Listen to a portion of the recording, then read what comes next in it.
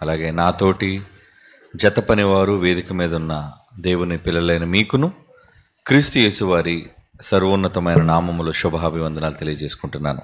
ప్రియులారా, మరి ఈ ఆదివారపు ఐక్య ఆరాధనలో దేవుని యొక్క మహాజ్ఞానపు సంగతులను కొద్దిసేపు మనం పరిశీలిద్దాం. జీవం కలిగిన దేవుడు భూమి మీద మనిషిని తన స్వరూపమందు సృజించి మనం ఆయనలా బ్రతకాలి అని, ఆయన కొరకు జీవించాలి అని ఎన్నో కలలు కన్నాడు మన తండ్రి.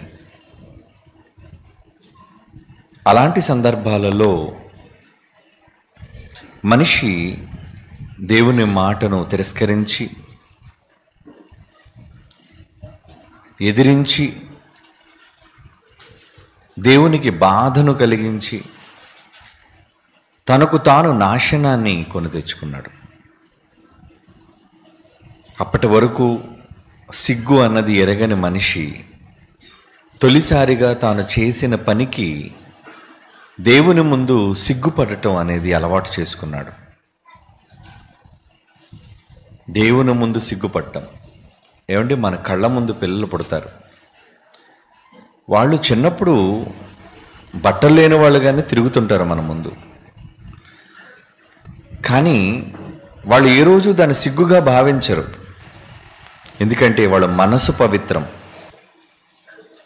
వాళ్ళ చూపులు పవిత్రం, ఎదుటివాళ్ళు తమను చూస్తున్న చూపులు కూడా పవిత్రంలే అని అనుకునే మంచి స్వభావం వాళ్ళు కావాలి అని ఒక తండ్రిగా ఆయన ఆలోచించి, మొత్తానికి ఏ జంతువు చర్మాన్ని తీసాడో తెలియదు కానీ చర్మపు చొక్కాయిలు అన్నాడు. అది వెచ్చదనం, అలాగే నిండుతనం, మన్నికతనం, ఇవన్నీ ఆయన కుట్టించిన బట్టలు. తప్పు చేసిన ఆయన వారిని విడిచిపెట్టలేదు. వారికి చర్మపు చొక్కాయిలు చేసి తొడిగించను అంటున్నాడు. చూడండి ఆ పదం. నిజంగా ఆ పదం విన్నప్పుడు నాకు చాలా సంతోషం అనిపించింది. మనం మన పిల్లలకి ఏం చేస్తాం, బట్టలని ఇచ్చి వేసుకోమంటాం. పెద్దవాళ్ళకి బట్టలు వేసుకున్నానా అని. కానీ చిన్నపిల్లలకైతే బట్టలు మనం తొడిగిస్తాం, వేసుకోమనం. వాళ్ళకి వేసుకోవడం రాదు.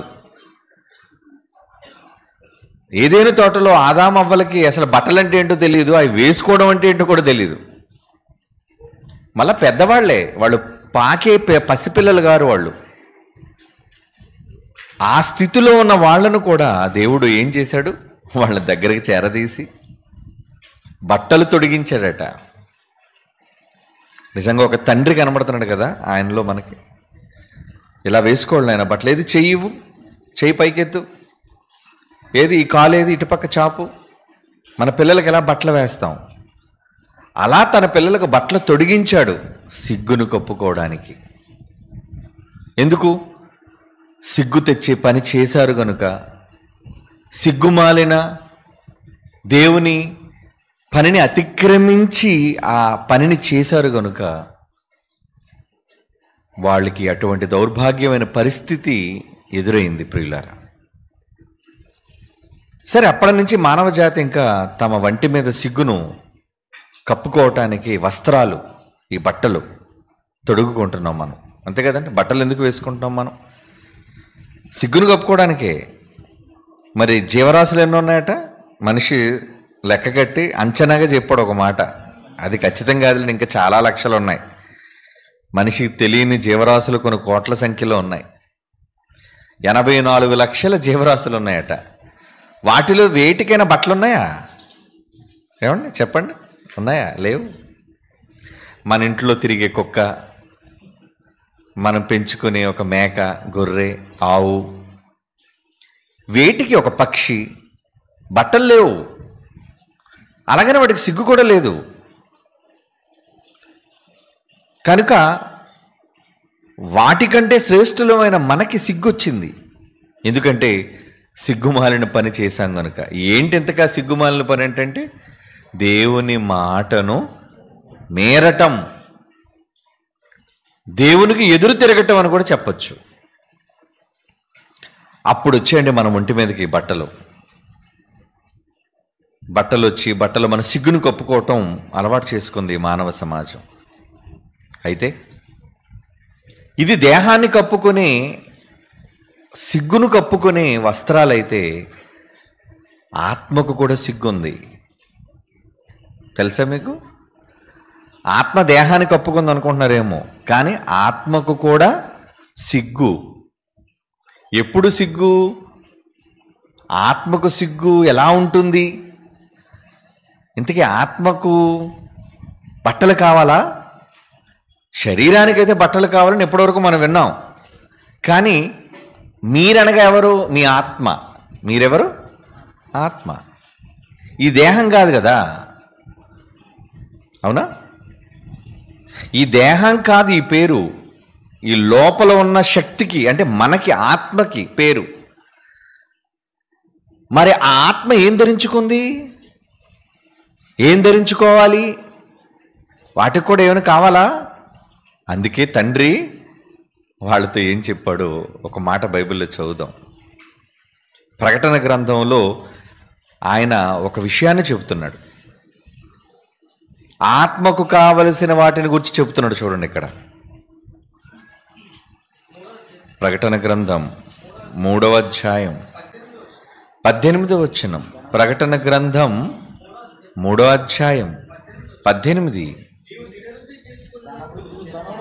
నీవు ధనవృద్ధి చేసుకున్నట్లు అగ్నిలో పుటము వేయబడిన బంగారము, నీ దిశముల సిగ్గు కనబడకుండా వేసుకోవడానికి తెల్లని బట్టలు, నీకు దృష్టి కలగడానికి, నీ కన్నులకు కాటుక నా యొద్ద కొనుము, బుద్ధి చెప్పుచున్నాను. అంటే ఇదేంటి మళ్ళీ బట్టల కోసం మాట్లాడుతున్నాడు ఆయన? నీ వంటి మీద బట్టలు ఉన్నాయి, కానీ నీ దశముల సిగ్గు కనబడకుండునట్లు ధరించుకొనుటకు తెల్లని వస్త్రములు నా యొద్ద కొనుక్కో. సరే, కాటుకు కూడా కొనుక్కోమనండి, కళ్ళు కనబడవు కాబట్టి. సరిగ్గా దృష్టి కనబడ, నీకు ఒంటి మీద బట్టలు ఉన్నాయో లేదో తెలియాలంటే నీకు ముందు కళ్ళు ఉండాలిగా. నీ దశముల సిగ్గు కనబడకుండునట్లు అన్నాడు. ఇంతకు దేనికి దశముల? ఆత్మకు కూడా దశముల ఉంటుంది ఏంటి చెప్పండి?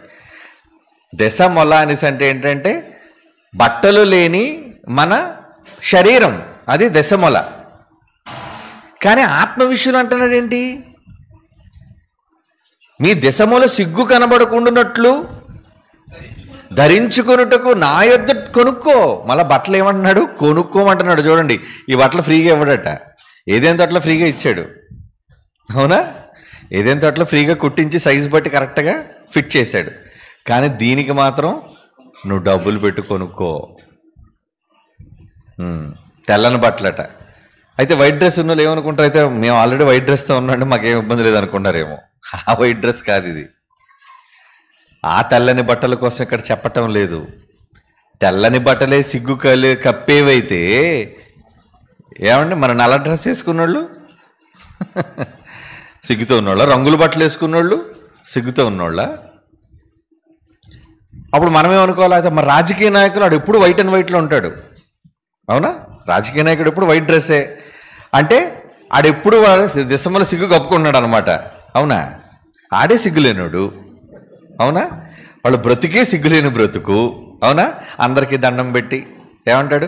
నీకు 15,000, నీకు 15,000, నీకు 15,000 వచ్చేస్తుంది అంటాడు.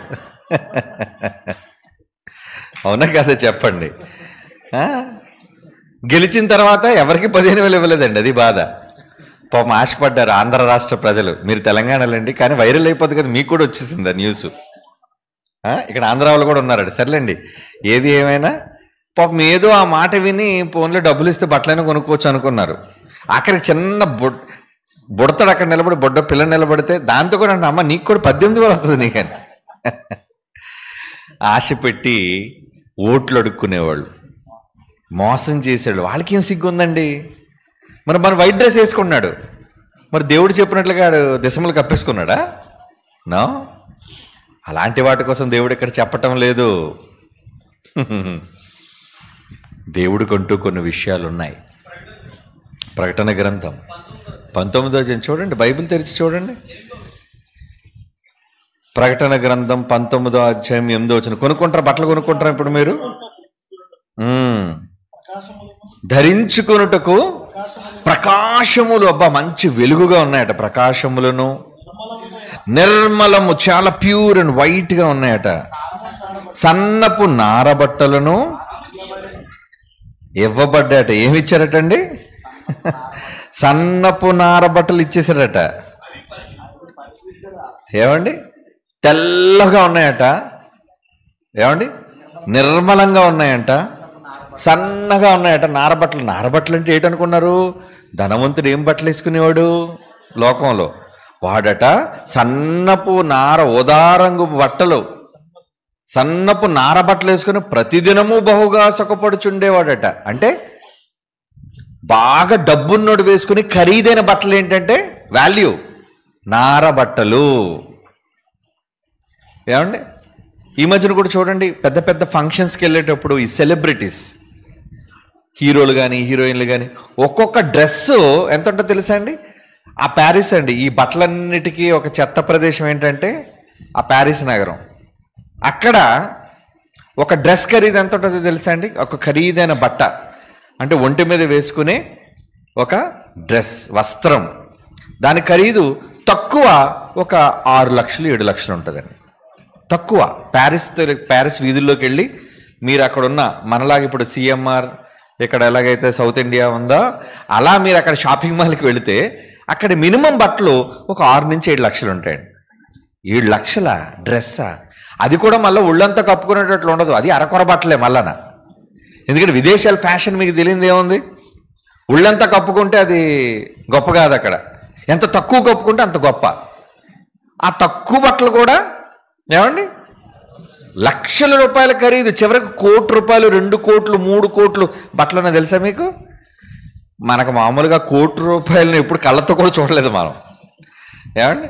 ఏదో మామూలుగా బయట వేసుకుని కోట్లు చూసాను తప్పించి మన దగ్గర ఉన్నాయేమో తప్పించి అన్ని కోట్లు మన దగ్గర లేవండి. కానీ ప్రపంచంలో అన్ని కోట్ల రూపాయలు విలువైన డ్రెస్సులు ఉన్నాయి సుమా. అంటే బట్టలు విలువైనవేనా? చాలా విలువైనవి బట్టలు. ఫ్యాషన్. ఎందుకంటే ఈరోజు ట్రెండ్ ఏంటంటే ఫ్యాషనే. ఫ్యాషన్ ఏంటి చెప్పండి? ఈ మధ్యన ఆడవాళ్ళని ఆకర్షించడానికి ఈ బట్టలు అమ్ముకునే షాపుల వాళ్ళు హీరోయిన్ పేర్లు పెట్టి చీరలు అమ్ముతుంటారండి. ఏదో ఒకటి చెప్పండి, నాకు తెలియదు. సమంత చీర ఉందా? ఏమో తెలియదులేండి. సమంత చీరట. ఏమండి? సినిమా పేర్లతో చీరలు, హీరోయిన్ పేర్లతో చీరలు, చివరికి సీరియల్లో ఉన్న హీరోయిన్ల పేర్లతో కూడా చీరలు, సీరియల్ పేర్లతో చీరలు. వంటలకు చీర ఉందా? అయితే వంట చేసినప్పుడు కట్టుకోలేమో మరి అది. దేవుని పిల్లలారా, అంటే బట్టలకి మనిషి ఎంత ప్రాధాన్యత ఇస్తున్నాడు. మనిషి జీవితంలో ముఖ్యమైనది డ్రెస్సే. తిండి తర్వాత ఏమి తిందుము, ఏమి త్రాగుదము, ఏమి ధరించుకుందాము. మనిషి తన బ్రతుకులో ఎక్కువ ప్రాధాన్యతనిచ్చేది ఈ డ్రెస్కే. ఆ బట్టలు కూడా ఖరీదైనవిగా ఉండాలనుకుంటారు. మరి ఈరోజు ట్రెండింగ్ చూస్తే అండి, ఒకప్పుడు నాకు తెలిసినప్పుడు జీన్ ప్యాంట్ అంటే అండి చాలా బాగుండేదండి, మంచి బ్లూ కలర్ డెనిమ్ జీన్స్ అనేవి. ఇప్పుడు చూస్తేనండి ఆ ముడుకుల దగ్గర అంతా అరిగిపోయి, ఇంకా చెబితే చిరిగిపోయి ఆ ముడుకులు కనబడుతుంటాయి.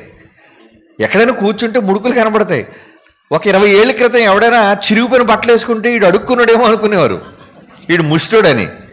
ఇప్పుడు కాలేజీకి వెళ్ళే వాళ్ళు ఫ్యాషన్ చింపేసుకొని ముడుకుల దగ్గర చిరిగిపోయి ఉన్నారండి. మీరు చూసారా లేదో? చూసారా? కూర్చుంటాడు, ముడుకు కనబడుతుంది బయటకు వచ్చి. ఆహా, ఏంటి అందం! చూడడానికి అదేమైనా అందంగా ఉందంటే దరిద్రంగా కనబడుతుందండి. ఒకప్పుడు బట్టలన్నీ కూడా ఉతికి ఉతికి ఉతికి ఉతికి రంగు వెలిసిపోతే ఎలాగ ఉంటుందో అలా వెలిసిపోయిన బట్టలు ఇప్పుడు ఫ్యాషన్. డాగులు పడిపోయినవి, మచ్చలు పడిపోయినవి. అంటే మనిషి ట్రెండ్ ఫాలో అవడం కోసం, బట్టలు కొనుక్కోవడం కోసం అలా ఖరీదు పెట్టి కొనుక్కున్నాడు. ఏంటి ఆ వెలిసిపోయిన బట్టలు, ఆ చిరిగిపోయిన బట్టలు? అదేదో మంచి బట్టలు కొనుక్కోవడం బాగుంటే చింపేసుకుంటే నువ్వే బెటర్ కదా. అంత డబ్బులు ఎందుకు కొనుక్కోవడం? తక్కువ కాదండి, 1000 రూపాయలు కూడా. టాన్ జీన్స్ అండి దాని పేరు. టాన్. టాన్ అంటే చిరిగిపోయిన జీన్సు.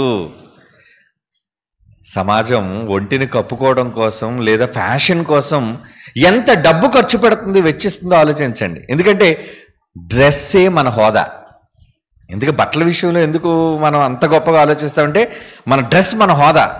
పెళ్ళికి వెళ్ళారనుకోండి, ఎప్పుడైనా మామూలు సాదా సీదా చీర కడతారు ఆడవాళ్ళు చెప్పండి. ఎందుకంటే బాగా తయారయ్యేది వాళ్ళే పెళ్ళిళ్ళకి వెళ్ళేటప్పుడు. ఎప్పుడూ ఏమండి బీరువాలో అడుగునున్న ఏమండి పట్టు చీర తీస్తారు. ఎందుకంటే మరి వెళుతుంది ఒక శుభకార్యానికి కదని అక్కడ చూసినప్పుడు మనక అందరూ కూడా తల మెరిసిపోతుంటారు. పట్టు చీరలే. సాదా సీదా చీరలు తెలితే పైనుంచి కిందకు చూస్తారు, ఇది డబ్బులు లేదో ముష్టిదో ఎవరో అని, ఎక్కడ మన పరువు తగ్గిపోద్దోనని ఎప్పుడో పెళ్లినాటి కొనుక్కునే చీరలు ఉంటాయి కొంతమంది, అవి తీస్తారండి. ఏమండి వాటిని బాగా అలంకరించుకొని వెళ్తారు. ఎందుకంటే అక్కడ హుందాగా మీరు కనబడాలని, అంతే కదా. అక్కడ మీరు గొప్పగా కనబడాలనేదే మీ ఉద్దేశం. అంటే మీ గొప్పతనాన్ని ఏవి పెంచుతున్నాయి? అంతే కదండి, బట్టలు మీ గొప్పతనాన్ని పెంచుతున్నట్టే కదా. రైట్. మరి ఇప్పుడు దేవుని విషయంలో కూడా బట్టలు ఉన్నాయి. ఏమండి ఎంతవరకు బయట వేసుకునే బట్టల కోసం మీరు ఆలోచించారు. ఆత్మకు కూడా డ్రెస్ ఉంటుందని ఈరోజే వింటున్నామండి అని మీరు ఆశ్చర్యపోవచ్చేమో. నిజం అది.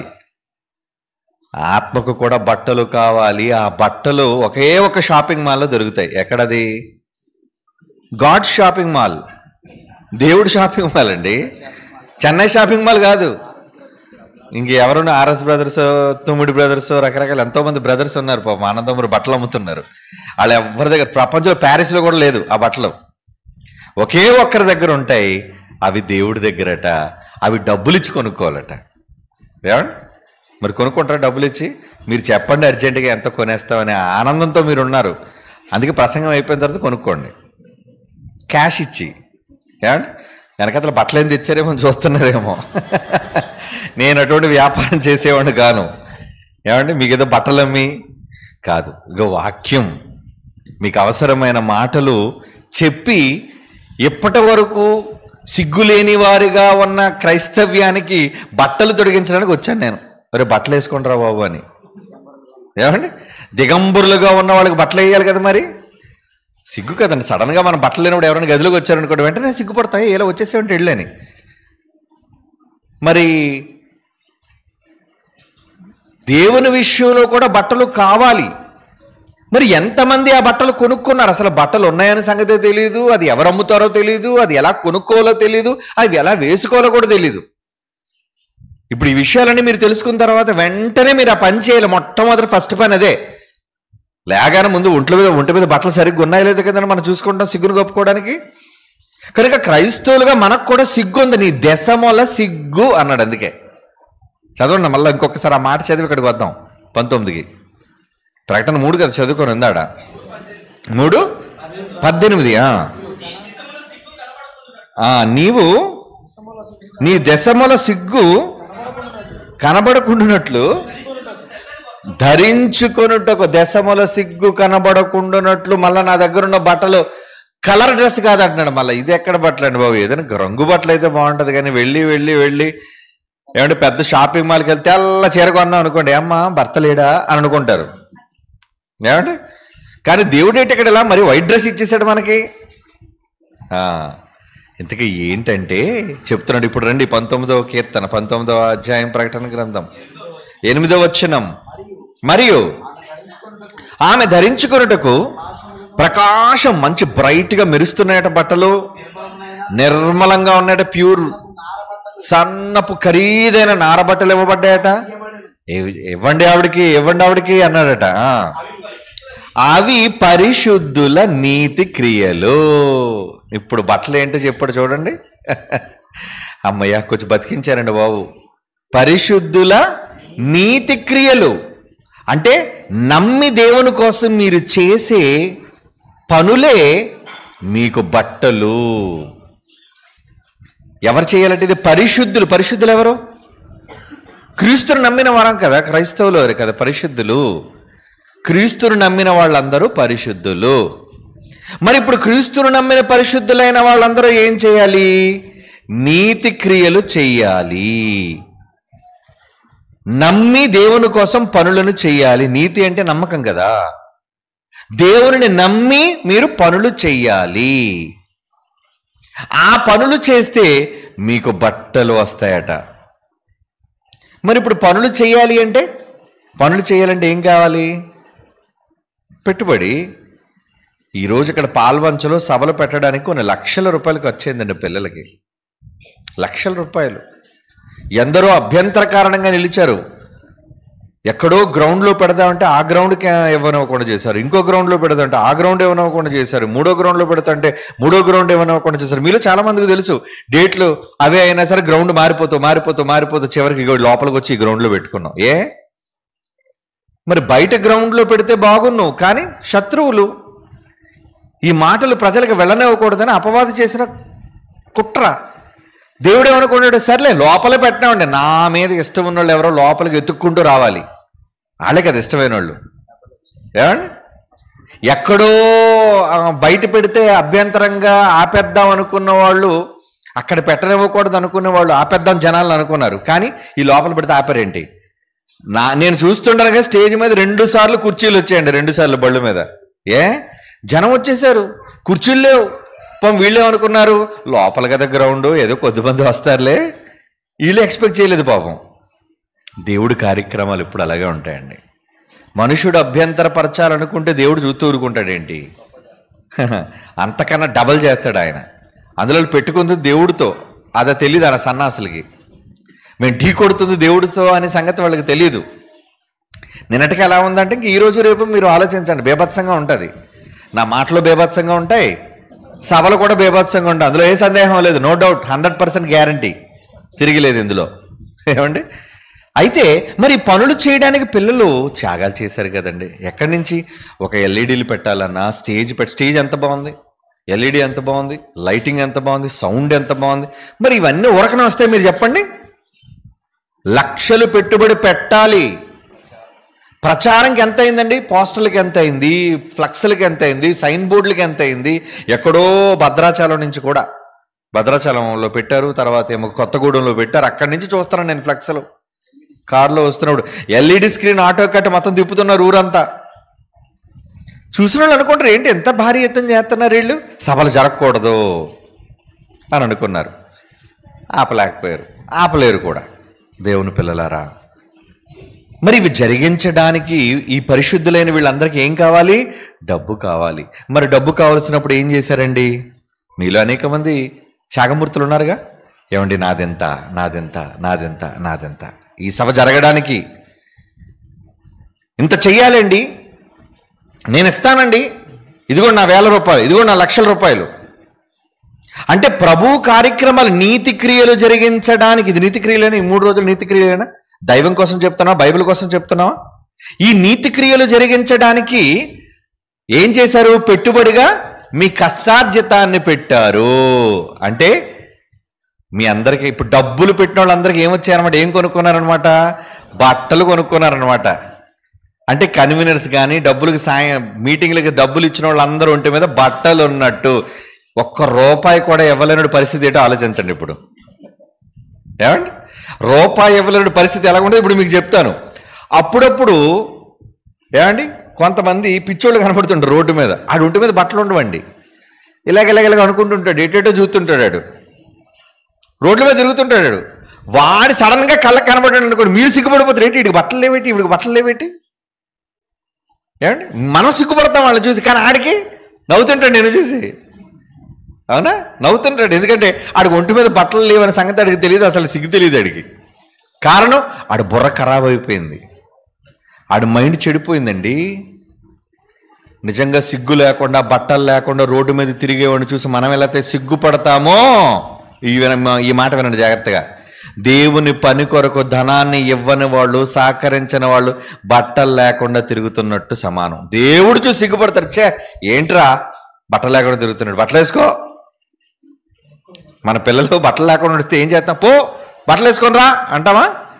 దేవుడు ప్రపంచంలో మనుషులు చూసి అందరు ఎలాగొన్నారు చెప్పండి. ఇప్పుడు ఆయన దృష్టికి ఏదైనా వాతావరణంలో ఉందో మొత్తం అంతానా? రివర్స్. ఈరోజు ప్రపంచంలో ఉన్నాడు ఎవ్వడికి ఒంటి మీద బట్టలు లేవు. అంటే ఏ బట్టలు లేవు?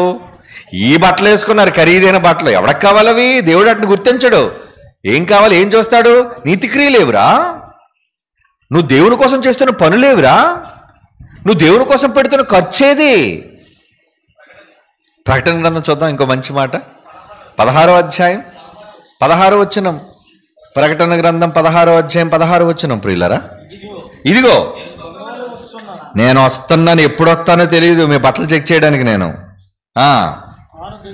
తాను దిగంబరుడుగా సంచరించుచున్నందున జనులు నా దెసములను చూతురేమో అని రెడీగా స్టడీగా ఉండి వస్త్రాన్ని కాపాడుకొనివాడు, నీ బట్టలు వేసుకొని నీ దశములను కాపాడుకొనివాడు ధన్యుడు అని చెప్తున్నాడు చూడండి సంఘంతో. బా, ఎంత మంచి మాట చెప్పాడండి ఆయన. నేను ఎప్పుడు వస్తానో తెలీదు, నేను వచ్చేసరి నీ ఒంటి మీద బట్టలు ఉండాలి. నువ్వు దిగంబరుడుగా సంచరిస్తున్నావు, నువ్వు తిరుగుతున్నావు బట్టలు లేకుండా. అవునా? పిచ్చోళ్ళు అలాగే తిరుగుతారు, బట్టలు లేకుండా తిరుగుతుంటారు కదండి. ఎవరి దగ్గరికైనా వెళ్ళి, ఏమండి మీరు దేవుడి కోసం సాయం చేయరండి, అప్పులు ఉన్నాయండి, చేయలేనండి, సారీ. అవునా? దేవుడి కోసం ఇమ్మంటే ఎన్ని కారణాలు చెప్తారు మీరు కాదులేండి, మీలో మంచివాళ్ళండి, బయట చాలామంది. ఈరోజు సమాజం, క్రీస్తుని నమ్మిన సమాజం దేవుని కోసం ఈ పనులు ఉన్నాయండి, ఈ ఖర్చులు ఉన్నాయండి, మీరు చెయ్యండి అని అంటే, ఏమండి ఇంట్లో అమ్మాయి పెళ్ళి ఉందండి, ఇల్లు కడతానండి, అప్పులు ఉన్నాయండి, నేను చెయ్యలేనండి, ఒంట్లో రోగం ఉందండి. ఏదైనా తీరని రోగం ఒంటి మీదకి వచ్చి పడింది అనుకోండి, లేదా ప్రమాదం జరిగింది అనుకోండి, యాక్సిడెంట్, హాస్పిటల్లో జాయిన్ చేశారు, ఏమంటే అర్జెంటుగా 5 లక్షలు పట్టండి లేదంటే తన ప్రాణం నిలబడదండి అని చెప్పాడు అనుకోండి, ఏం చేస్తారు అప్పుడు చెప్పండి? అలా చావు బతుకులు ఉన్నది మనవాళ్ళైతే, మనం ప్రేమించిన వాళ్ళైతే, డాక్టర్ గారు సారీ అండి, డబ్బులు లేవండి, కష్టాల్లో ఉన్నానండి, అప్పుల్లో ఉన్నానండి అంటారా వాడితోని? డాక్టర్ గారు తల తాకట్టు పెట్టని తెచ్చేస్తానండి, ఉన్నది అమ్మేసుకోనని తెచ్చేస్తానండి. నీ వాడిని బతికించుకోవడానికి తల తాకట్టు పెడతానంటున్నావు, ఉన్నది అమ్మేసుకుంటానంటున్నావు. దేవుడు మరి ఎంత చీప్ అయిపోయాడా? దేవుడు పని అనేసరికి అమ్మడమా నా వల్ల కాదు, చెయ్యటమా నా వల్ల కాదు, ఇవ్వటమా ససేమేరా లేదు. అంటే మనుషులకు ఎవరి మీద భక్తి ఉంది మీరు చెప్పండి? మనిషిని ప్రేమిస్తున్నంతగా మనిషి దేవుణ్ణి ప్రేమించలేకపోతున్నాడు, సిగ్గుపడాలి. అదే సిగ్గు. దేవుడు చూసి ఏమంటాడు? ఛే, నిన్ను చూస్తే సిగ్గుపడుతున్నాను రా, నీకెలాగా సిగ్గు లేదు, సిగ్గుమాలిన వాడవు నువ్వు. బైబిల్లో ఆ ప్రకటన గ్రంథంలో ఆ మాట కూడా అంటాడు, నువ్వు సిగ్గుమాలిన వాడవు, దౌర్భాగ్యుడవు, నువ్వు దిగంబరుడు అంటాడు. చూడండి ఎంత దారుణమైన మాట అది. 3:17 ప్రకటన గ్రంథం 3వ అధ్యాయం 17 వచ్చినవండి. తిడతన్నాడు చూడండి, పని చేయనండి. ఒరే నువ్వు దౌర్భాగ్యుడురా, దిక్కులేని వాడురా, నువ్వు దరిద్రుడురా, గుడ్డోడురా, నువ్వు ఒరే బట్టలు లేనివాడురా అంటున్నాడు చూడండి.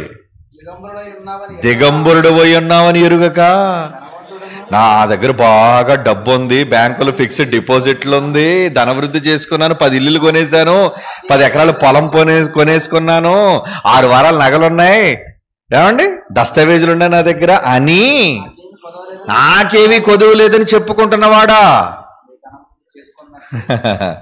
వద్దు. దేవుడు నిన్ను నిందించేటట్లుగా, దేవుడు మనల్ని నిందించేటట్లుగా ఉండొద్దండి. లోకంలో ధనవంతుడైతే దేవుని దృష్టిలో సిగ్గులేని వాళ్ళం, మనం బట్టలు లేని వాళ్ళం. మరి ఇప్పుడు వెంటనే బట్టలు రావాలి అంటే ఏం చేయాలి చెప్పండి? అర్జెంటుగా బట్టలు కొనుక్కోవాలి. మనం కొనుక్కోవాలి అంటే దేవుడు ఇస్తాడు ఆ బట్టలు. ఇవ్వాలి అంటే దేవుడు పనుల కోసం డబ్బులు ఖర్చు పెట్టాలి. అప్పుడు ఎవరు దేవుని పనుల కోసం ఎక్కువ డబ్బులు ఖర్చు పెడతారో దేవుడు వాళ్ళకి మంచి బట్టలు ఇస్తాడు. ఎందుకంటే ఖరీదు నువ్వు పెట్టేదాన్ని బట్టే. ఏంటి 1000 రూపాయల చీరకిని 10,000 రూపాయల చీరకి తేడా లేదా? రొట్టె కొద్దీ పిండి కొద్దీ రొట్టె అంటారు కదా. అలాగే నువ్వు దేవుని కోసం ఎంత డబ్బు ఖర్చు పెడతావో నీ డ్రెస్ అంత గొప్పగా ఉంటుంది. చూడగానే ఎంత ముద్దొస్తున్నావురా నాకు.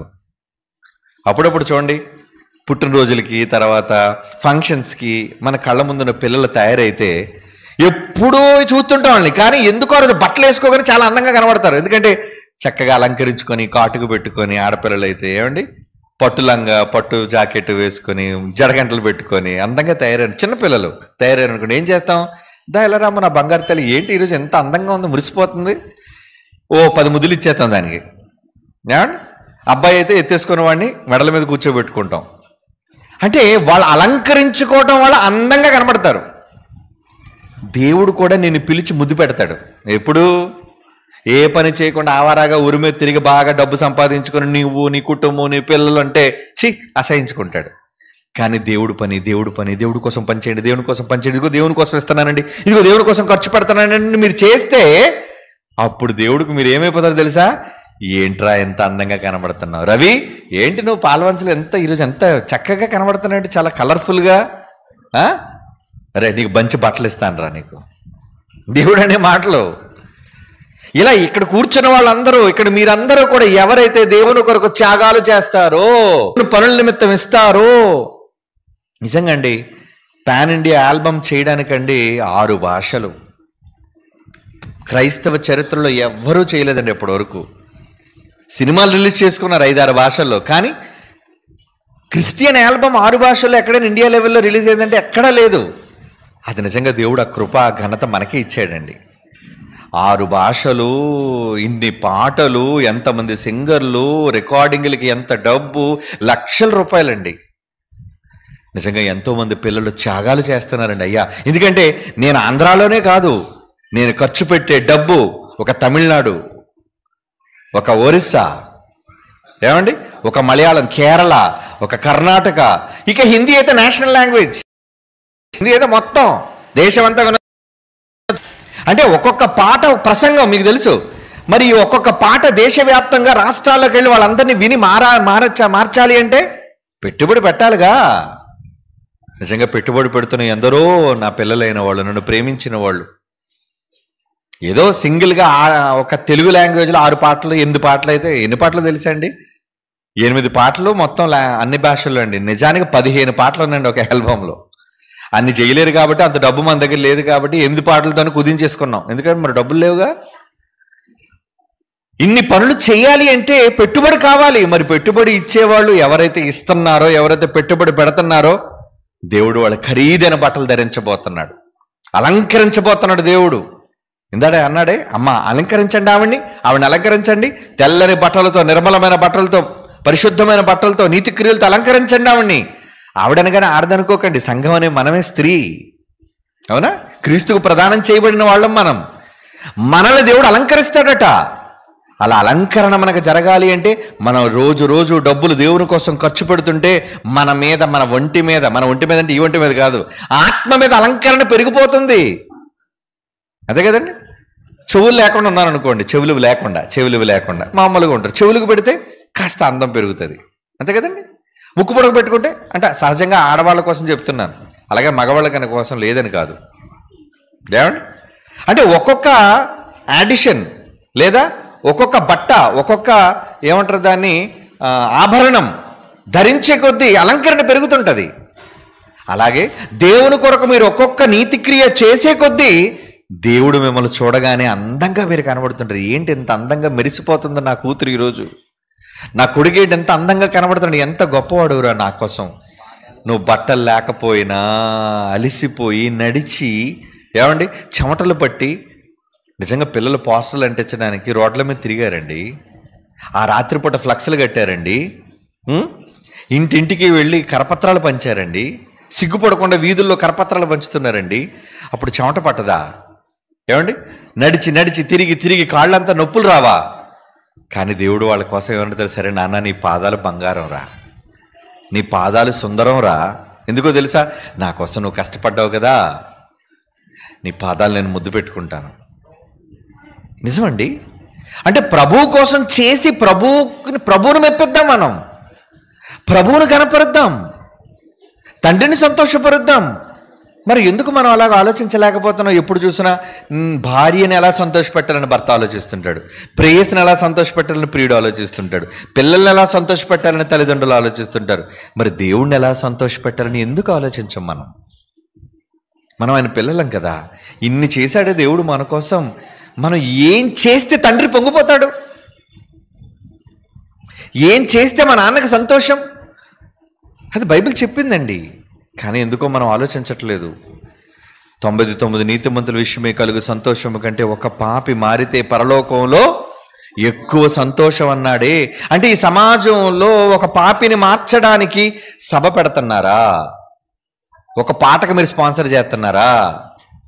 లేదా ఒక సదస్సు మీరు పెడుతున్నారా?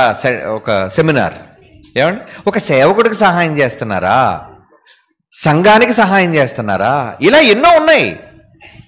వాక్యాన్ని ప్రకటించడానికి, పాపిని మార్చడానికి ఎన్నో మీరు చేయగలరు. మీ దగ్గర లేదా? డబ్బు లేవా? ఎందుకు లేవండి? మనమేం అడుక్కునే పేదవాళ్ళం కాదు కదా. ఒక పూట తిని ఒక పూట ఆకలితో ఉండేవాళ్ళం కాదు కదా. ఉద్యోగాలు ఉన్నాయి, వ్యాపారాలు ఉన్నాయి, ఏదో చిన్న పెద్ద పని చేసుకుంటున్నాం. దేవుని కోసం ఎందుకు చేయలేం? మనం చెయ్యాలి దేవుని కోసం. దేవుని కోసం చేసి మీ ఆత్మ యొక్క సిగ్గును కప్పుకోండి. మీ దిశములు దేవుడు చూడకుండా, ఆయన చూచి సిగ్గుపడకుండా మీరేం చేయాలి?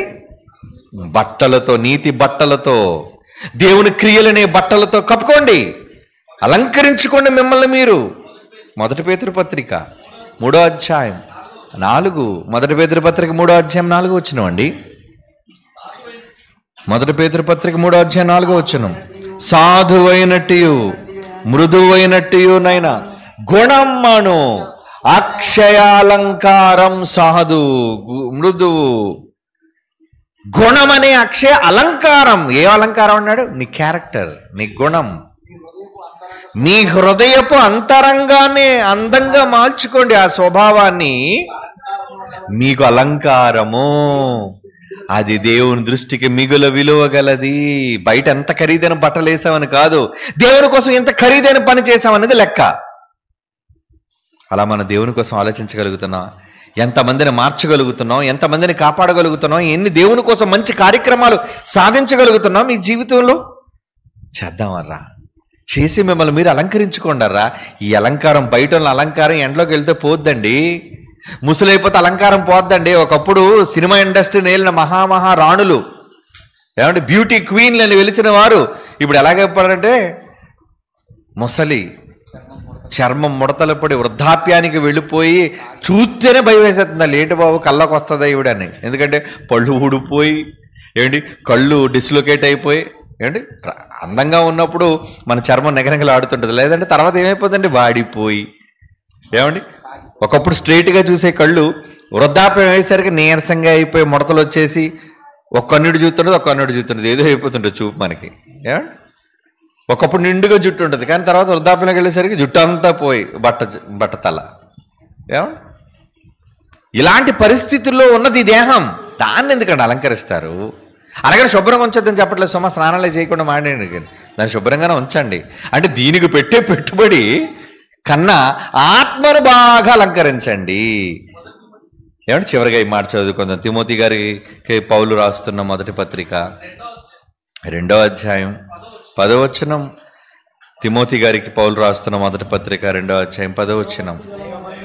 దైవ భక్తి గలవారమని చెప్పుకొను స్త్రీలు ఎలాగైతే ఉంటారో అలాగే సంఘమా మీరు కూడా వాళ్లకు తగినట్లుగా సత్క్రియల చేత దేవుని కొరకు మంచి పనులు చేయటం చేత అలంకరించుకోండి. కమాన్, మిమ్మల్ని మీరు ఎంతగా ఏమంటే అందులో ఎక్కువగా మేకప్ అంతా ఫేస్కే కదండి. ఐలాషెస్ పెడతారు, ఐలిడ్స్ పెడతారు, ఫేషియల్ చేయించుకుంటున్నారు, రకరకాల క్రీములు రాస్తున్నారు బాగా తెల్లగా అందంగా కనబడాలని. ఓకే, మనుషుడు చూడడానికి మీరు చేస్తారు, మరి దేవుని చూడడానికో మిమ్మల్ని మీరు అలంకరించుకోండి. అవి సత్క్రియల చేత మాత్రమే మీకు దొరికే అలంకారము. కనుక ఇప్పుడు మీరు సిగ్గు లేకుండా ఉండాలి అంటే ఏదైనా తోటలో మనిషిని దేవుడు సిగ్గు లేకుండా చేశాడు. ఇప్పుడు మనం దేవుడిని మన బట్టల ద్వారా సిగ్గు లేని వ్యక్తిగా మనం చేద్దాం. లేదంటే మనం చూసి సిగ్గుపడకూడదు. ఆయన మనం తప్పు చేసేవాళ్ళుగా ఉండి మన తల్లిదండ్రులకు సిగ్గు తెచ్చే వాళ్ళంగా ఉండకూడదు. అలాగే పరలోకమందున మన తండ్రికి మనం దేవుని పనులు చేయకుండా సిగ్గు తెచ్చే వాళ్ళుగా మనం ఉండకూడదు. పని చేద్దాం, అలంకరించుకుందాం, ఆయనకు అందంగా కనబడదాం. కళ్ళు మూసుకోండి.